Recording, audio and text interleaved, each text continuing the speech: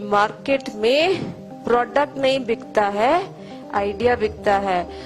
आप समझने की कोशिश करो सर, अपना माल बना के बाहर लेके बैठना नहीं है बाहर के लिए, बाहर को समझना है और माल बनाना है, माल निकल जाएगा। यही चाइना करता है।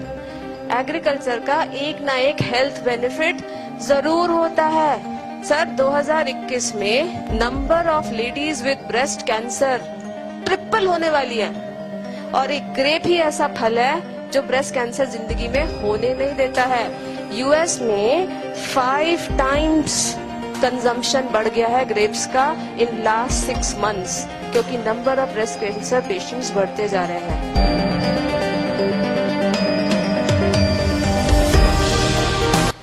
सर मैं ना परेशान हो गई, जितना क्लास में सीखा था ना IIM अहमदाबाद में सब लगा दिया।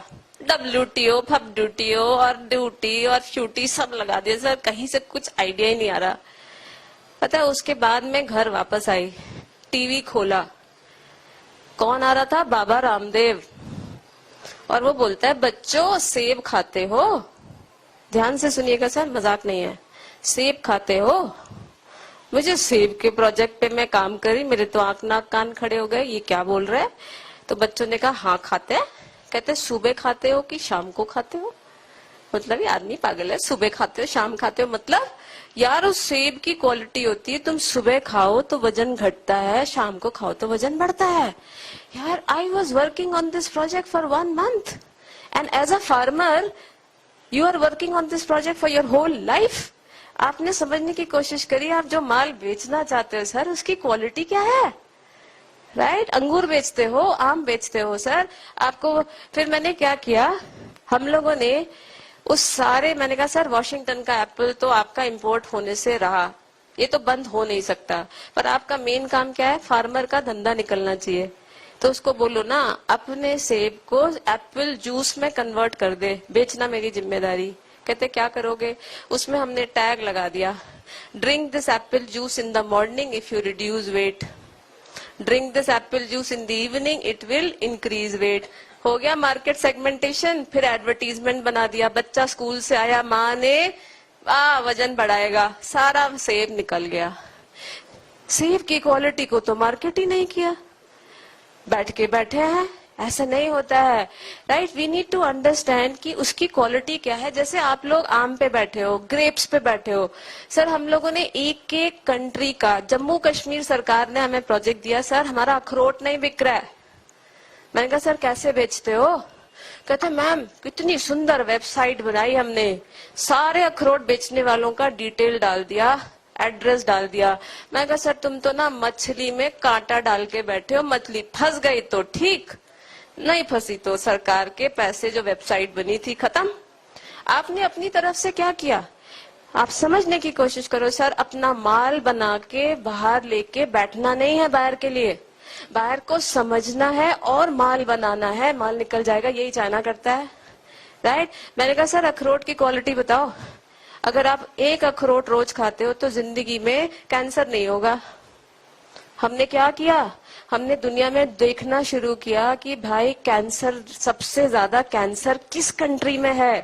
वी फाउंड पूरी Russia, Kyrgyzstan, heart diseases, cancer, Papua new Guinea. कहते मैम पापुआ न्यू गिनिया नाम सुना ही नहीं, गिनिया क्या होता है? सर एक बहुत बड़ी कंट्री है, जितना तेरे पास माल है उतना तो निकाल ही देंगे। तो जब पापुआ न्यू गिनिया में गए तो उन्होंने कहा यार मैडम ये तो शेल्फ लाइफ तो इतनी है नहीं, ऐसे कुछ नहीं करते। हम क्या करेंगे, अखरोट का तेल निकालेंगे। फिर हम बिस्किट इंडस्ट्री के पास गए, भाई तू इस तेल को यूज करके बिस्किट बना दे। हमने क्या बेचा उस मार्केट में? अखरोट नहीं बेचा, कैंसर रिट्रीटिंग बिस्किट्स बेचा, सारा अखरोट निकल गया, राइट? सो एक वैल्यू एडेड प्रोडक्ट आ गया। उसकी पिचिंग कैसे करी? सर ये बिस्किट खाने से कैंसर कभी नहीं होगा। तो आपको आपके एग्रीकल्चर के साथ यही तो ब्यूटी है सर, एग्रीकल्चर का एक ना एक हेल्थ बेनिफिट जरूर होता है। कोई डायबिटीज क्योर करता है, जैसे ग्रेप्स के ऊपर हम स्टडी कर रहे थे सर। 2021 में number of ladies with breast cancer triple होने वाली है, और एक ग्रेप ही ऐसा फल है जो ब्रेस्ट कैंसर जिंदगी में होने नहीं देता है।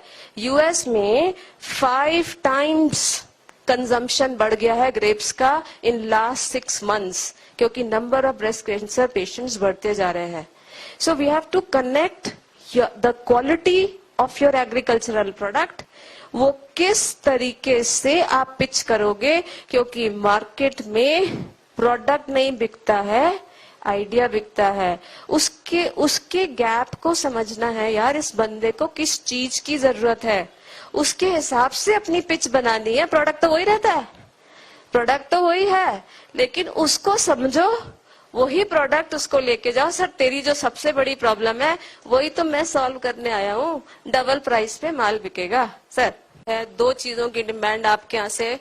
एक पॉमीग्रेनेट. कल मेरी मीटिंग ऑस्ट्रेलियन हाई कमीशन में है. उनकी पूरी टीम ही हमसे इसलिए मिल रही है कि मैडम हमको कहीं से पॉमीग्रेनेट दिला दो ना, क्योंकि पॉमीग्रेनेट की अलग ही क्वालिटी है. क्योंकि वहां वो डिजीज इतनी आ रही है, तो पॉमीग्रेनेट उस डिजीज को पूरा करता है. उनकी क्लाइमेटिक कंडीशन पॉमीग्रेनेट बना नहीं सकती, इसलिए वो हमसे पॉमीग्रेनेट खरीदना चाहते हैं. तो बायर की कमी सच में नहीं है सर, बायर की कमी सच में नहीं है. प्रॉब्लम हमारे साथ है सर, हमें बेचना नहीं आता है, अपने कंज्यूमर को समझना नहीं आता है, उसकी दुखती रग पे हाथ रखना नहीं आता है. उसकी दुखती रग को समझो, अपना माल की पिच उस हिसाब से रखो. सर प्रोडक्ट तो वही रहता है, right. So I and my session. I hope आपको शायद आपके प्रोडक्ट से रिलेटेड अगर ऐसे कुछ आइडियाज आते हैं. सत्तू के बारे में जो स्टोरी थी कि जब सत्तू की क्वालिटी आप देखो. हाँ, very good sir, thank you for reminding. कोई भी प्रोडक्ट की क्वालिटी उसको कब मार्केट में, एक तो होता है क्या चीज किस मार्केट में किस तरीके से बेची जाए, और दूसरी चीज होती है सर कि किस टाइम पे बेची जाए.